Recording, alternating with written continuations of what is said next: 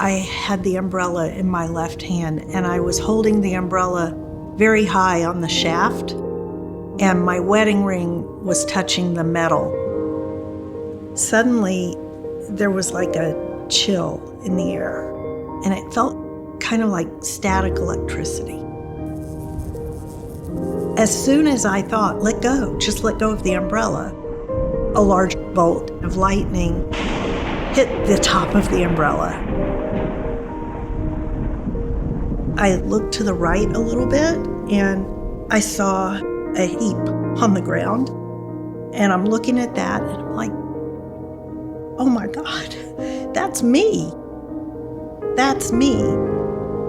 I was lying in a grease puddle in the parking lot. I was like willing myself to get up. Get up, get up. And then it just hit me. I'm not getting up. I'm dead. As soon as I realized I was dead, a light appeared. The light was pulsing. It was alive. The light was conscious, and it wanted me to follow it.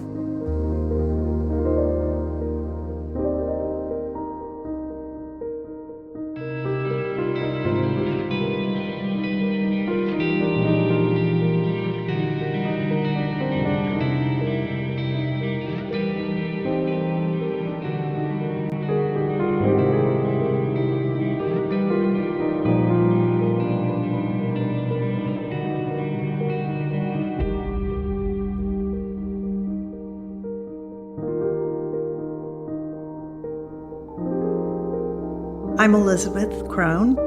I'm from Houston, Texas. I think I had a pretty normal childhood. I have 2 younger sisters. My dad had a dental practice. My grandparents all lived nearby, and I was very close with my grandparents. It was just kind of the childhood you want your children to have. My parents were raising us Jewish. We were Reform Jews, which is like Judaism light. I finished high school, got my undergraduate degree, I got married, and went to law school. The way my brain worked was law is very black and white. It's right or wrong. There's no question, there's no gray area. And that really appealed to me. When I started law school, we already had our first child. That was not easy, having a baby and trying to go to law school. And then I got pregnant again, and I had to be on bed rest for an extended period of time, which put an end to law school. My husband was out of town on a business trip. It was the first anniversary of the death of my grandfather. My entire family was going to be at services that night because they were going to be reading my grandfather's name. My boys were 2 and 4 at the time. So I got the boys all dressed up in their little suits and little bow ties. It had been a bright, sunny day, and suddenly there was like this black rain cloud. I don't know where it came from. It felt like it was right over my car. As we pulled into the parking lot, the rain was just coming down in sheets. I didn't want to sit in the car and wait for it to pass because I was afraid they were going to read my grandfather's name, so I didn't want to miss that. I realized, well, we're going to get wet. I told my 4-year-old, run to the awning over the door and to wait for us there. I climbed over the seat of the car to get my 2-year-old out of his car seat. I got him and grabbed an umbrella. And I realized that I couldn't carry my 2-year-old and still be able to control the umbrella So I set him down and I held his hand. I had the umbrella in my left hand and I was holding the umbrella very high on the shaft, and my wedding ring was touching the metal. We started walking. Suddenly, there was like a chill in the air, and it felt kind of like static electricity. My hand was right in front of me, and I looked at it and I thought, well, this is stupid. I shouldn't be holding the umbrella like this. As soon as I thought, let go, just let go of the umbrella, a large bolt of lightning hit the top of the umbrella. My 2-year-old Andy started screaming, and I looked at him and he had his hands up against his ears, and I saw Jeremy running back out toward us. I was angry. I told him to stay there. What is he doing? I saw him run over and grab his brother and start pulling him toward the building. The whole thing was so disorienting. Like, what is going on? I followed the boys to the building. They got to the door and went inside. So now all three of us were in the lobby there. And there was a man walking, I guess, from the restroom back into services. And it was someone that knows us. So he came over to see why the boys were screaming. And he's talking to them. And I'm like, why isn't he talking to me? I'm right here. He wouldn't even look at me. I mean, nothing felt right. Everything was off. He went into where the service was going on, and I saw him say, we need a doctor. The rabbi stopped the service. This is a Jewish synagogue, 1 block from the Texas Medical Center. So 40 men got up and came toward the back of the room. Meanwhile, I'm wondering where my umbrella is, because it was a new umbrella. I saw the umbrella and it was a skeleton and it was smoking. I looked to the right a little bit and I saw a heap on the ground, and I'm looking at that and I'm like, oh my God, that's me. That's me. I was wearing a new pair of shoes and I saw that my feet were sticking out from the bottom of the shoes. I was upset about the shoes. So I looked down at my feet in the lobby there where I was, and the shoes were on my feet and they were perfect. Perfect. The only issue was my feet were not on the ground. I was hovering a few inches above the ground. I was having a very difficult time trying to understand what was happening, because I had always been very skeptical of anything like this. And as soon as I thought that, I was there above my body. I was lying in a grease puddle in the parking lot. I was like willing myself to get up. Get up, get up. And then it just hit me. I'm not getting up. I'm dead. As soon as I realized I was dead, a light appeared. The light was pulsing. It was alive. The light was conscious, and it wanted me to follow it. It led me to a place that I call the garden. It wasn't a garden like you would think of here on earth. The words don't exist here to really adequately describe the place I was in. Everything was perfect. This place was heaven. There was a bench. It was very ornate. It was just gorgeous. And a voice told me to sit down. The voice was my grandfather, who had died a year earlier. You know, when your dead grandfather says, sit down, you sit. You don't argue with that. And so I sat down, and as soon as I sat on this bench, it like morphed. I felt this overpowering, overwhelming sense of unconditional love. I felt I was home. I thought I knew what unconditional love was. I mean, I had children. That's unconditional love. But this was a whole different level. This was totally different. More intense and much deeper. I don't believe that that voice was my grandfather. I believe that it was my grandfather's voice to put me at ease so I wouldn't be absolutely terrified. But I do believe that it was God that was sitting on that bench with me. Off in the distance, I could see other people. Everyone looked young, healthy, and perfect.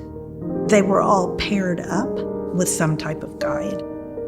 Nobody was having to navigate this on their own. So everyone there was in heaven. But I also knew that everyone was seeing something different. They were seeing what heaven was to them. The voice that I had heard, my grandfather's voice, told me that he was not going to say anything else out loud. He would just put the information into my head. I proceeded to ask questions.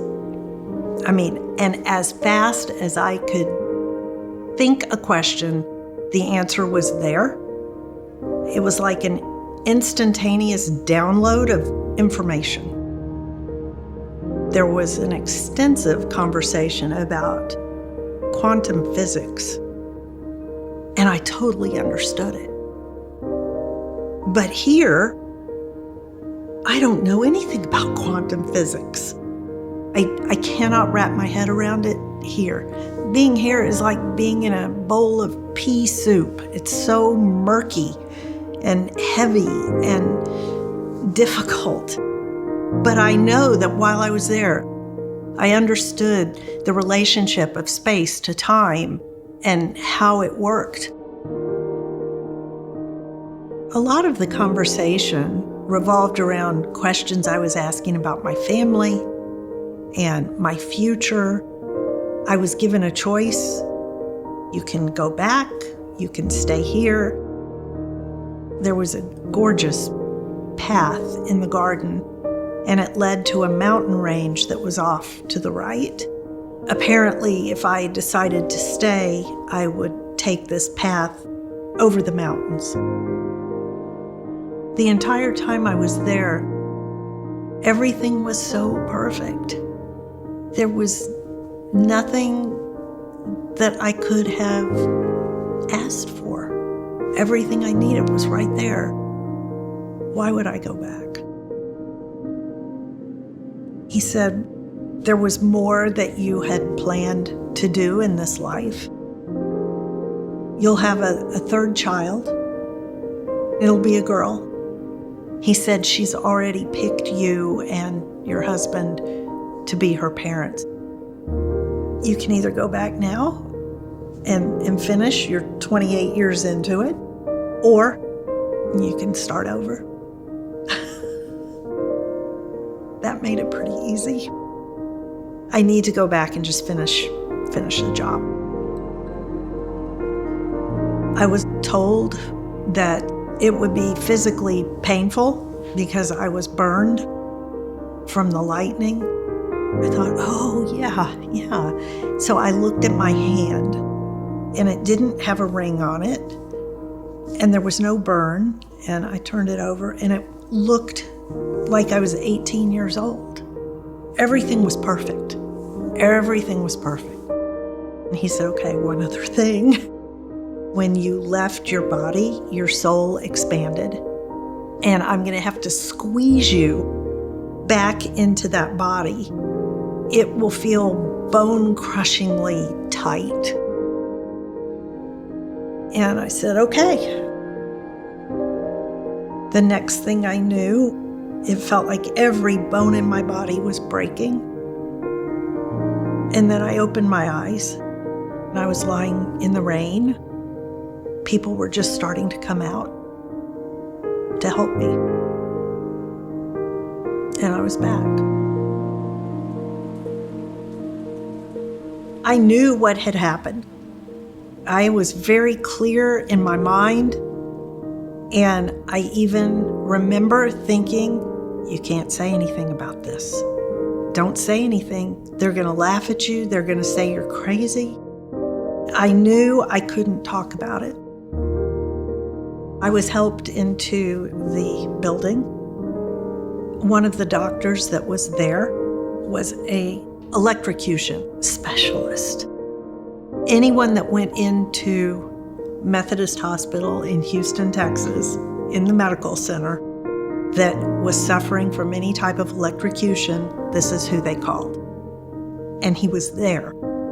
He said, we can take you into the hospital and check you out, but he had a bag there. He listened to my heart. He said, they're just going to call me, and I'm here. So he said, you're going to need to be treated for the burns, which I was. I spent the next 3 months in bed because my feet were very burned, and it was very painful to walk. I have scars on my feet from the lightning leaving that way. At the time, I had never heard the term near-death experience. I knew nothing about it. I thought I was having some type of spiritual crisis. I couldn't make heads or tails of anything, and I wanted to talk to a clergy person, anybody, somebody help me. I went and talked to many rabbis. I'm Jewish. I thought, they'll listen. They didn't want to hear it. They really didn't want to hear it. They're not trained to handle something like that.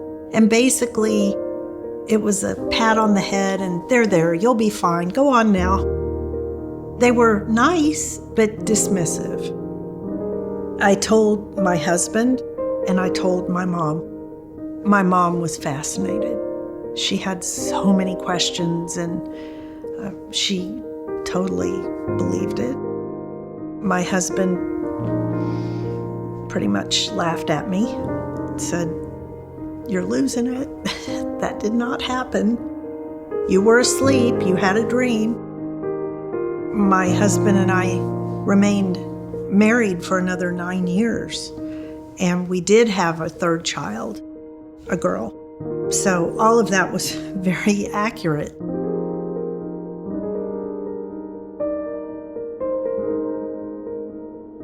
My NDE totally shifted how I think about life and death and religion, how I think about everything. Because when you know that death is not the end, it changes everything. When I look at the picture now, I'm a different person. I am much more spiritual now. The old me was very by the book, black and white, everything very rigid, very structured. I did not believe in life after death. I thought when you die, that's it. It's over, lights out, you're done. And that is not the case. Consciousness survives.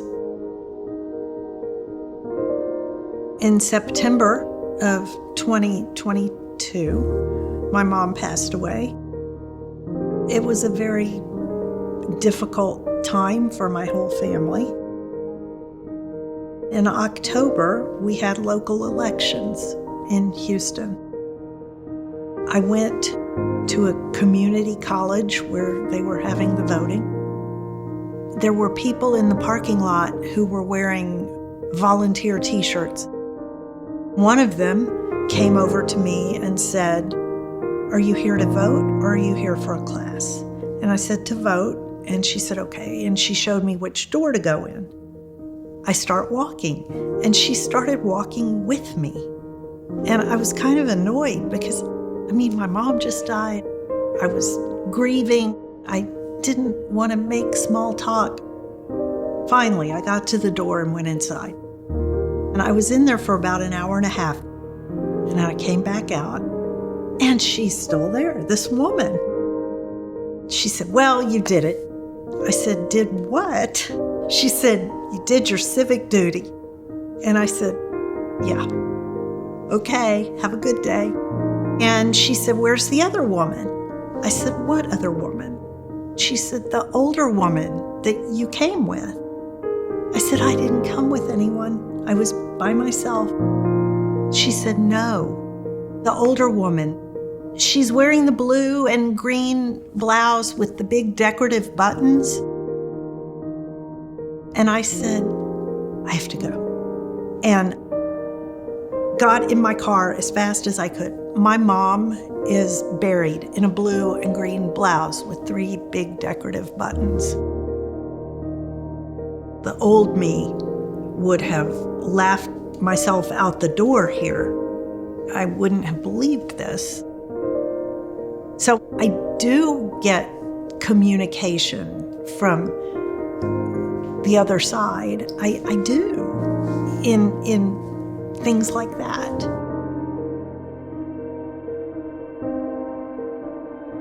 This is a very difficult experience, living as a human on Earth. We all deserve an award for being here, for agreeing to do this. It's not easy. The only thing that helps me get through it is the knowledge that I get to go home. I don't have any fear of death, but I don't want it to happen anytime soon. I want to watch my grandchildren grow up. I was talking to my 5-year-old granddaughter. She said, "How old are you, Grandma?" And I told her, and she said, "Wow, that is really old." And I said, yeah. She said, "How old do you want to live to be?" And I said, "Well, I want to live to be old enough to see you grow up and get married and have children." And she said, "That would make you like 100. And I said, "Well, however old I get to be is great, because it's more time I get to spend with you." It's about the people in your life. It's about the life you're leading. If you're doing what you want to be doing, if you're happy, that's what it's all about. And for me, that's enough.